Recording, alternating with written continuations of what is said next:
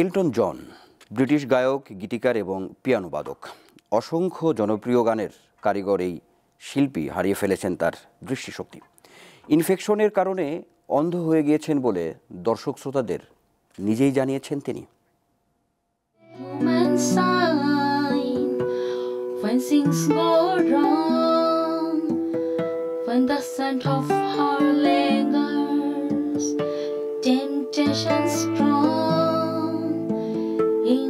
The boundary of his married man.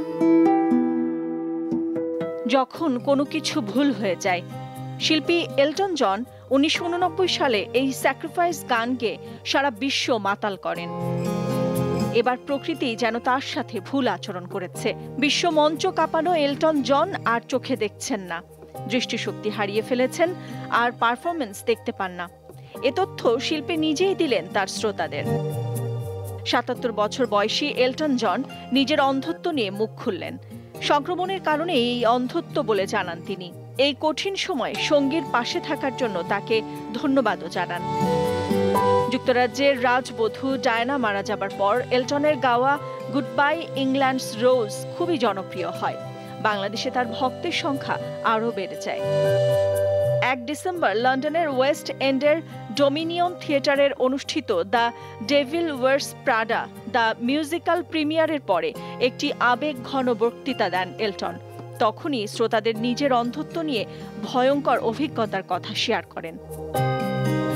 সঙ্গী David ফার্নিশকে ধন্যবাদ জানিয়ে বলেন সব সময় তিনি পাশে ছিলেন, মানসিকভাবে তাকে সাহায্য করেছেন বলেও জানান। দৃষ্টিশক্তি ফিরিয়ে আনার জন্য তিনি চিকিৎসকের অধীনে রয়েছেন বলেও জানান এই ব্রিটিশ শিল্পী। জনের এই দৃঢ় মনোভাবের প্রশংসা করেছেন ভক্তরা। দৃষ্টিশক্তি হারানোর পরেও যেভাবে নিজের শিল্প সত্তাকে বাঁচিয়ে রেখেছেন জন, তা দেখে রীতিমতো মুগ্ধ ভক্তরা।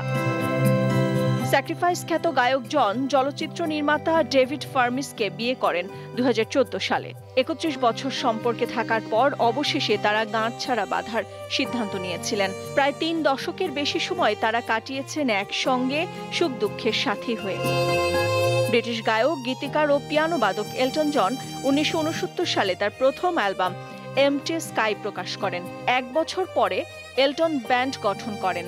তার প্রথম হিট একক অ্যালবাম ইয়োর গান। নাদিরা জাহান, দীপ্ত বার্তা কক্ষ।